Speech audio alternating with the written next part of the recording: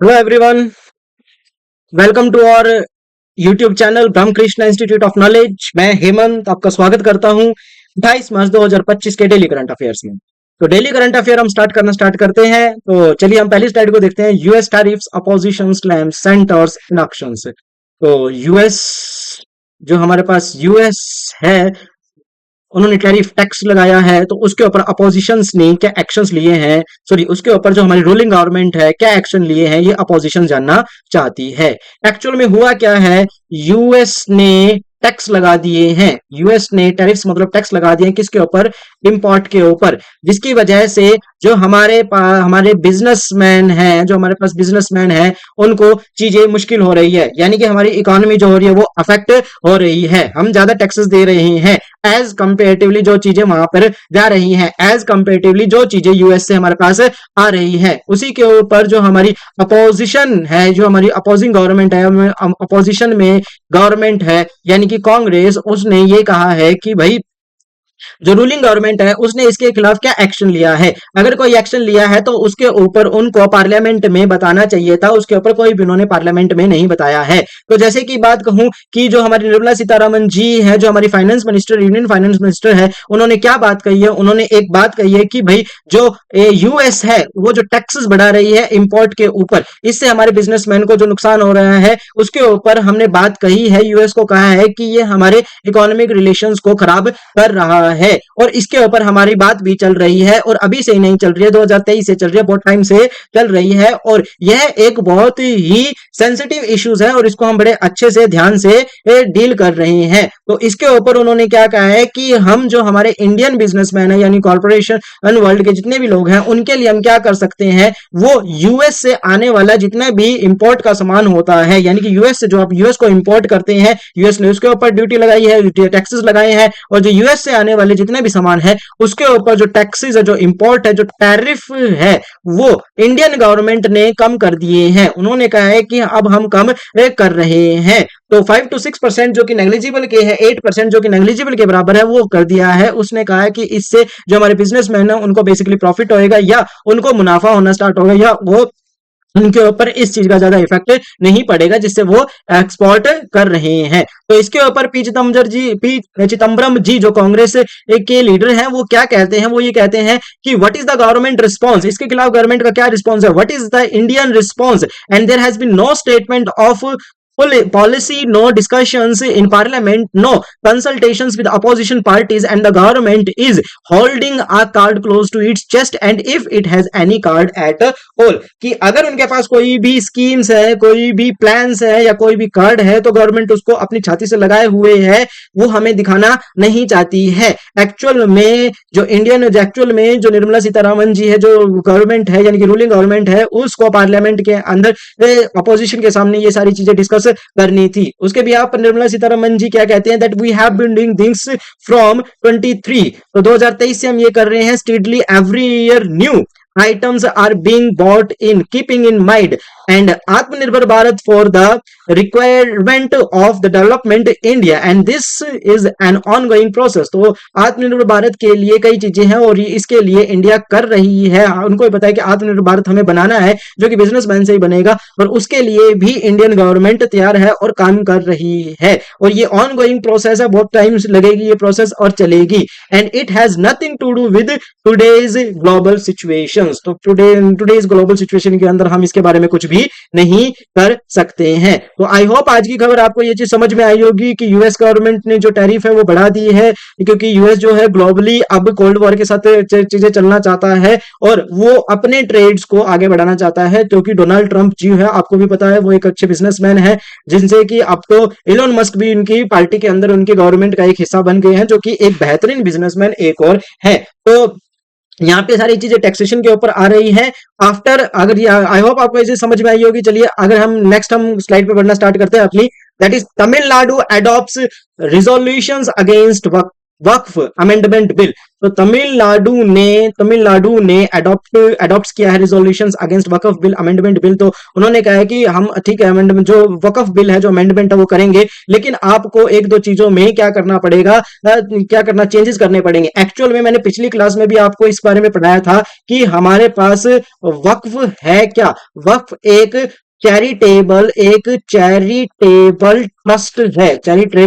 Trust है जो कि इस्लाम कम्युनिटी के लिए वर्क करता है। एक्चुअल में इसमें क्या होता है, कोई भी इनवॉलेंटियर, कोई भी पर्सन, रैंडम पर्सन जो अपनी इच्छा से, कोई भी रैंडम पर्सन जो है वो अपनी इच्छा से अपनी प्रॉपर्टीज या वो उसका मालिक होना चाहिए, अपनी प्रॉपर्टीज को डोनेट कर सकता है। किसको डोनेट कर सकता है? वक्फ बोर्ड को डोनेट कर सकता है। और वो किस लिए काम आएगी? वो रिलीजियस पर्पस के लिए काम आ सकती है, एजुकेशनल पर्पस के लिए काम आ सकती है, सोशल पर्पस के लिए काम आ सकती है, या किसी भी पर्पस के लिए काम आ सकती है। वो बोर्ड भी डिसाइड करेगा या वो इंसान डिसाइड करेगा। पहले ये चीज थी, यानी कि वो बोर्ड डिसाइड करेगा। यानी कि एजुकेशन में वहां पे स्कूल खुल सकता है, रिलीजियस में मस्जिद बन सकती है, या सोशल में वहां पे मदरसे या कुछ भी चीजें ये बन सकती है। तो वहां पे किस तरीके से ये वक्फ बोर्ड था। अब गवर्नमेंट ने वक्फ बोर्ड बिल बनाया है और उसके अंदर अमेंडमेंट किए हैं। उस अमेंडमेंट के अंदर गवर्नमेंट ने क्या कहा है कि वक्फ के पास जितने राइट्स हैं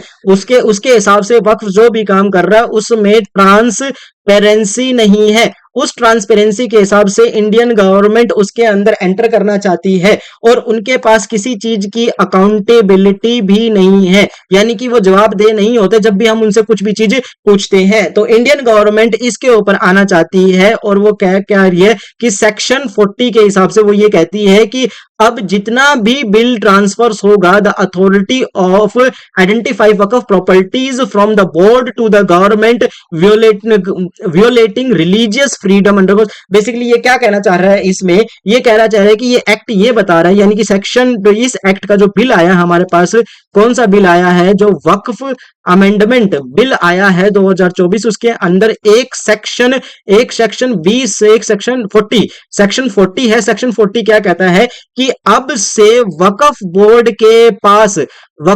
के पास चीजें नहीं जाएंगी, सारे हैंडलिंग कौन करेगा? वो सारी हैंडलिंग गवर्नमेंट ऑफ इंडिया करेगी। तो यहाँ पे यही बात कह रहा है कि वक्फ बोर्ड से सारी चीजें लेकर गवर्नमेंट ऑफ इंडिया के पास आ गई है। अगर किसी पर्सन को कोई भी वक्फ बोर्ड को कोई भी चीजें देनी है तो वो गवर्नमेंट ऑफ इंडिया के थ्रू देगा, ताकि ट्रांसपेरेंसी अकाउंटेबिलिटी रहे, उनको पता चले कि कौन सी प्रॉपर्टी वक्फ के पास जा रही है, किस प्रॉपर्टी के। एक्चुअल में क्या था कि पहले क्या इंसिडेंट आए थे एक दो कि किसी ने भी वक्फ का वहां पर किसी की भी जमीन थी, नहीं पता था किसका था या जैसे भाईचारे का था, तो वक्फ ने वहां पे जा करके अपना बोर्ड लगा दिया और ये कह दिया कि अब ये जमीन वक्फ के अंदर है। और वो इंसान भी चाहे सोशल बर्डन हो चाहे किसी भी बर्डन से वो बोल नहीं पाता था। इससे बेसिकली कई चीजों का बेसिकली एबोलिशन हो रहा था राइट्स का। लेकिन इसके अंदर ही वक्फ बोर्ड अपनी बचाव के अंदर एक बात कहता है कि इससे आर्टिकल 26 वायलेट हो रहा है, यानी कि आर्टिकल 26 का हनन हो रहा है। किस तरीके से हनन हो रहा है? आर्टिकल 26 किस बारे में बताता है? आर्टिकल 26 ये बारे में बताता है कि आप एक फंडामेंटल राइट है, आपको रिलीजियस फ्रीडम है। आपको कैसा फ्रीडम है? रिलीजियस फ्रीडम है, यानी कि आप अपने रिलीजियसली कुछ भी काम कर सकते हैं। और वक्फ बोर्ड एक रिलीजियस चैरिटेबल ट्रस्ट है। तो ये कहना है कि आप आर्टिकल 26 का एबोलिशन कर रहे हैं या वोलेशन कर रहे हैं। आई होप आपको ये बात समझ में आई होगी। इसके साथ साथ गवर्नमेंट क्या कह रही है? इसके साथ साथ गवर्नमेंट ये बात भी कह रही है कि अब गवर्नमेंट जो बैकवर्ड मुस्लिम जो कम्युनिटी है, backward section of the Muslim community है, उसके ऊपर भी फोकस करना स्टार्ट करेगी और इसके अंदर वुमेन्स की रिप्रेजेंटेशन भी आएगी।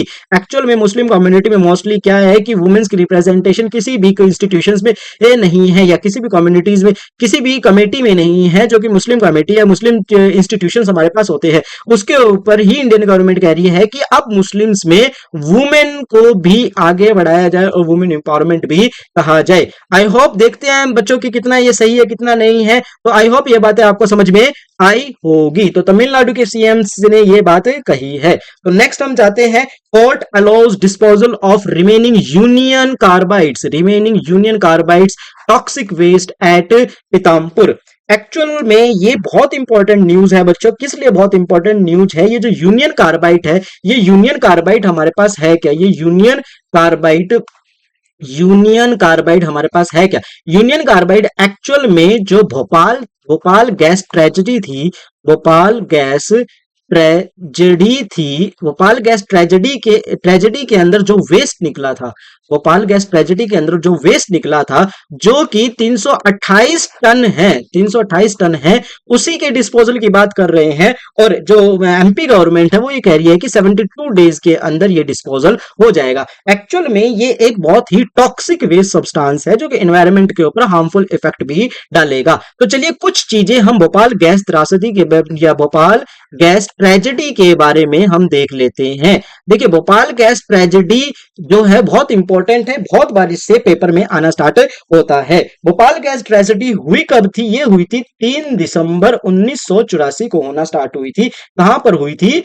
भोपाल के अंदर हुई थी। इसके अंदर एक वोलेटाइल, एक एक्चुअल में क्या था, जो गैस चैम्बर था, जो एक टैंक था, एक्चुअल में ये कंपनी कौन थी? ये कंपनी थी union carbide corporate. Union carbide corporate corporate company थी जो क्या काम करती थी? जो कि पेस्टिसाइड्स को बनाती थी। पेस्टिसाइड्स हमारे पास क्या होते हैं? पेस्टिसाइड्स होते हैं यानी कि जो कि किल करते हैं, किसको किल करते हैं? इंसेक्ट्स को किल करते हैं। और ये यूज कहां होते थे? पेस्टिसाइड्स यूज होते थे हमारे फील्ड के अंदर, खेतों के अंदर, उनको कीट पतंगे या उनको बीमारियों से बचाने के लिए। जैसे कि हिट नाम की चीज होती है, उसके अंदर भी थोड़ा बहुत मिनिमम अमाउंट में ये चीजें यूज होती है। जो यूनियन कार्बाइड थी वो बनाती थी, उसके उसके जो हमारे पास टैंक था, यानी कि जहां पर ये मटेरियल रखा हुआ था, ये लिक्विड रखा हुआ था, लिक्विड था, वो एक वोलेटाइल लिक्विड था। कौन सा लिक्विड था? वोलेटाइल लिक्विड था। एक्चुअली में वोलेटाइल की डेफिनेशन बहुत ज्यादा इंपॉर्टेंट है कि वोलेटाइल लिक्विड क्या होता है? एक ऐसा लिक्विड होता है जो कि इवेपोरेट हो जाता है below it's boiling point, below it's boiling point, जो अपने बॉइलिंग पॉइंट से क्या हो जाए? इवेपोरेट हो जाए, उसे हम वोलेटाइल लिक्विड कहते हैं। जैसे कि हम बात कर ले पेट्रोल और बात कर ले हम डीजल। तो नेक्स्ट हम करना स्टार्ट करते हैं कि डीजल, पेट्रोल, वोलेटाइल लिक्विड आपको समझ में आया है। और इसमें कौन सी गैस निकलनी स्टार्ट हुई थी? इसमें गैस निकलनी स्टार्ट हुई थी, that is called methyl isocyanide. इसमें गैस आनी स्टार्ट हुई थी हमारे पास मिथाइल आइसोसाइनाइड। तो methyl isocyanide, where is this? तो इसमें गैस कौन सी निकलनी स्टार्ट हुई थी? इसमें गैस निकलनी स्टार्ट हुई थी मिथाइल आइसोसाइनेट। मिथाइल आइसोसाइनेट इसमें गैस निकलनी स्टार्ट हुई थी, जो कि एक टॉक्सिक गैस है। देखिए बेटा बच्चों, एक बात ध्यान से समझिए, ठीक है ना? तो भोपाल गैस ट्रेजेडीज के अंदर, भोपाल गैस ट्रेजेडीज के अंदर जब भी बेसिकली गैस रिलीज हुई थी, ये इंसिडेंट हुआ था, तो एक दिन के अंदर ही 2000 लोग मारे गए थे। और एक साल के अंदर तो डाटा ये आया है कि 15,000 से 20,000 तक आए हैं। और अब जो बच्चे हो रहे हैं एंड जो उनको भी डिसीज हो रही है, उनके भी प्रॉब्लम आ रही हैं, जैसे सांस लेने में लंग्स प्रॉब्लम होगी एंड सो उनका ही डिसीज उनके पास आनी स्टार्ट हो रही है। तो आई होप आप ये चीज समझ में आया होगा आपको। इसके अंदर इंपॉर्टेंट क्या है? भोपाल गैस ट्रेजेडी इंपॉर्टेंट है, टाइम इंपॉर्टेंट है, कहां हुई थी और कौन सी गैस निकली थी। गैस को तो आप बिल्कुल भी मत भूलना, गैस तो आई हुई है पेपर में, एक बार बिल्कुल पूछी गई है कि मिथाइल आइसोसाइनेट इसमें गैस यूज हुई थी। आई होप आपको ये चीज समझ में आई होगी। नेक्स्ट अपनी स्लाइड पे पहुंचना स्टार्ट करता हूं मैं। That is called mandatory pregnancies registration sparks privacy concerns in Haryana. Actual में हुआ क्या है कि जो सेक्स रेशियो है, सेक्स रेशियो को मद्देनजर रखते हुए जो गवर्नमेंट ने कहा है कि अब से जो प्रेगनेंसी है वो मैंडेटरी कर दी गई है। एक्चुअल में ना तो केवल इसमें मैं सेक्स रेशियो को ही नहीं लूंगा, इसमें मैं एक चीज को लूंगा, that is called women health, यानी कि जो माँ की हेल्थ होती है, यानी कि जो जैसे भी वहां पे रहते हैं, जो लेडी होते हैं जो प्रेग्नेंट है, उनकी हेल्थ एंड सो ऑन, जो चाइल्ड है उनकी हेल्थ हमारे पास हो। और जो माल न्यूट्रिशन के जो मोस्टली शिकार होते हैं या जैसे भी चीजें रहती हैं, उनसे उसके ऊपर उस चीज का उनके ऊपर किसी भी चीज का इफेक्ट ना हो, बच्चा और माँ दोनों के दोनों स्वस्थ रहें। तो सेक्स रेशियो के ऊपर भी है और इसके ऊपर भी है। तो इसके लिए तो जो हमारे पास वुमेन चाइल्ड हेल्थ के लिए भी जो गवर्नमेंट है उन्होंने तो कई स्कीम चला रखे, उनमें से एक स्कीम हमने पीछे ही पढ़ी थी, दैट इज कॉल्ड PMMVY, प्रधानमंत्री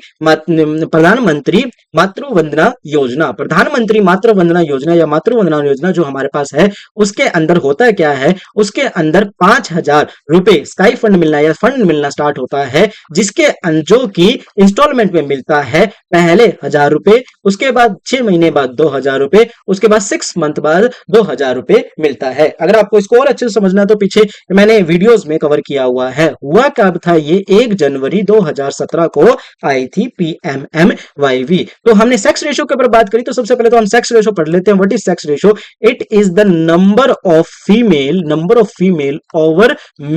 over male in any territory, किसी भी टेरिटरी के अंदर या किसी भी यूनियन टेरिटरी के अंदर या किसी भी स्टेट के अंदर, किसी भी जगह के अंदर, किसी भी क्षेत्र के अंदर कितने नंबर ऑफ फीमेल है, कितने मेल के ऊपर, वही हमारे पास सेक्स रेशियो है। देखिए सेक्स रेशियो ना तो ज्यादा होना चाहिए ना तो कम होना चाहिए, सेक्स रेशियो बिल्कुल बराबर होना चाहिए। ज्यादा है कम है तो हमारे लिए खतरा है। तो सेक्स रेशियो पे अगर मैं बात करूं तो सबसे मैक्सिमम जो सेक्स रेशियो है, sorry for this, sex ratio की अगर मैं बात करूं तो सबसे मैक्सिमम जो है सेक्स रेशियो, वो मैक्सिमम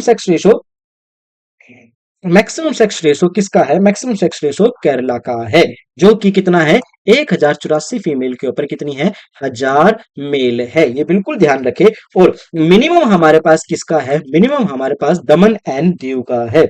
मिनिमम हमारे पास कितना है? दमन एंड दीव का है। तो दमन एंड दीव का है, उसमें कितने हैं? उसमें 618 फीमेल है एज कंपेयर टू 1,000 मेल। यानी कि सबसे कम फीमेल किसमें है? दमन एंड दीव के अंदर। सबसे ज्यादा फीमेल किसमें है? केरला के अंदर। और हरियाणा का सेक्स रेशियो हमारे पास कितना है? जो हमारे पास हरियाणा है, हरियाणा का जो सेक्स रेशियो है वो हमारे पास 879 फीमेल के ऊपर कितने मेल है? 1,000 मेल है। आई होप आपको ये चीज समझ में आई होगी कि इस डाटा से एक्चुअल में हम अच्छे से क्या कर सकते हैं, हम इस डाटा से एक्चुअल में हम अच्छे से स्कीम्स बना सकते हैं, अच्छे से इंप्लीमेंट कर सकते हैं चीजों को, और बाकी आगे फर्दर आने वाली प्रॉब्लम्स को भी डील कर सकते हैं। नेक्स्ट हम अपनी स्लाइड्स पे जाना स्टार्ट करते हैं। That is called Supreme Court allows actors play for pre arrest bail in POCSO cases. सबसे पहले तो ये वाली न्यूज मैंने उठाई है केवल एक ही चीज की वजह से, that is called POCSO. POSCO नहीं, that is called POCSO. POXO. What is POXO? POXO is a protection of child, protection of child from sexual sexual offences. जितने भी सेक्सुअल ऑफेंसेस हमारे पास होती है, ये एक्ट हमारे पास होता है, जो कि कब आया था? 2012 के अंदर आना स्टार्ट हुआ था। पॉक्सो के अंदर क्या होता है? पॉक्सो के अंदर किसी भी चाइल्ड को प्रोटेक्ट किया जाता है। ठीक है, किस किस से प्रोटेक्ट किया जाता है? सेक्सुअल हरासमेंट से, ठीक है ना, सेक्सुअल अब्यूज ना हो कभी भी, और जो चाइल्ड पोर्नोग्राफी है, बेसिकली जो चाइल्ड पोर्नोग्राफी है, उससे भी बचाने के लिए ये चीज की गई है। तो आप कोई भी ऐसा काम करते हैं जिसके अंदर आप इन चीजों के अंदर आते हैं, तो वो पॉक्सो के अंदर ही आना स्टार्ट होता है। पॉक्सो के अंदर बेसिकली पॉक्सो के अंदर आना स्टार्ट होता है। पॉक्सो जो है वो फंडामेंटल राइट को भी डील करती है। पॉक्सो जो है फंडामेंटल राइट के अंदर भी मोस्टली बातें आना स्टार्ट होती है। पॉक्सो यानी कि फंडामेंटल राइट के अंदर ही पॉक्सो आता है। जैसे कि अगर मैं आर्टिकल 21 की बात करूं तो आर्टिकल 21 क्या कहता है? आर्टिकल 21 कहता है कि right to life and personal liberty, यानी कि उसको किस चीज का राइट होना चाहिए? उसको जिंदगी जीने का और स्वतंत्रता से रहने का राइट होना चाहिए। ये आर्टिकल 21 हमारा कहना स्टार्ट करता है। और किसी भी बच्चे को भी ये राइट होना चाहिए, यानी कि कोई भी किसी भी कंपनी में या किसी भी चाइल्ड लेबर के हिसाब से उसको नहीं करवा सकता है। यानी कि अब किसी भी बच्चे को अपने हिसाब से एक टाइम तक पढ़ने का अधिकार, एक्चुअल में राइट टू लाइफ का उसके पास अधिकार होता है कि उसको पढ़ना है। और ये राइट टू एजुकेशन के अंदर भी आना स्टार्ट होता है। जैसे कि आर्टिकल 23 की मैं बात करता हूं और आर्टिकल 24 की बात करता हूं। आर्टिकल 23 क्या कहता है? आर्टिकल 23 कहता है कि ह्यूमन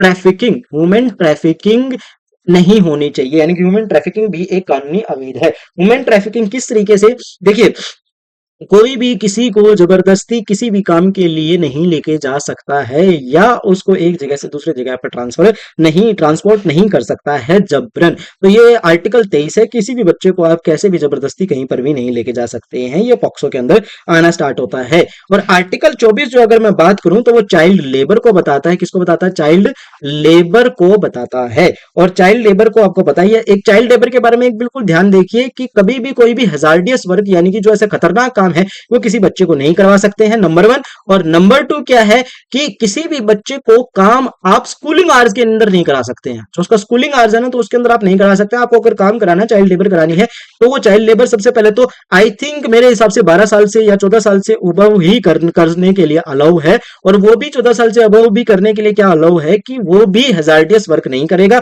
और दूसरा स्कूल टाइमिंग पे नहीं करेगा, आप शाम को उसको करवा सकते हैं। आर्टिकल 15 भी पॉक्सो के अंदर, आर्टिकल 15 के हिसाब से भी पॉक्सो आता है, यानी कि आर्टिकल 15 के अंडर भी पॉक्सो आता है। आर्टिकल 15 किसके बारे में बताया? दैट इज कॉल्ड डिस्क्रिमिनेशन के बारे में भी डिस्कस करना स्टार्ट करता है। डिस्क्रिमिनेशन हमारे पास क्या है कि भाई आप किसी भी इंसान से किसी भी आधार पर भेदभाव नहीं कर सकते हैं।